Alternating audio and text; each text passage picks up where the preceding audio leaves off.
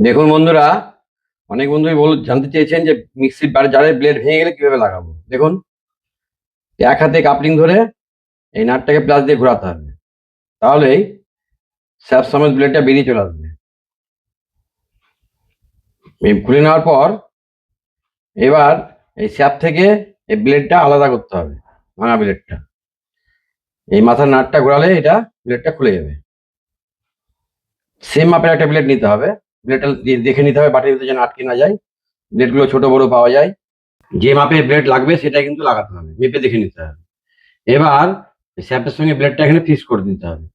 Tight দিলেই স্যাপের সঙ্গে ব্লেডটা একদম ফিক্সড হয়ে যাবে। এরপর এখানে একটা থেকে দুটো ওয়াসার দিতে হবে। দেওয়ার পর দেখতে হবে বাটির নিচে ওয়াসার দেওয়ার জায়গা থাকে যেন থাকে। লাগালাম, পুরো ফ্রি আছে। এবার নিচে ওয়াসার দেওয়ার দেখুন জায়গা আছে। এবার এখানে একটা থেকে দুটো ওয়াসার এখানে লাগতে পারে।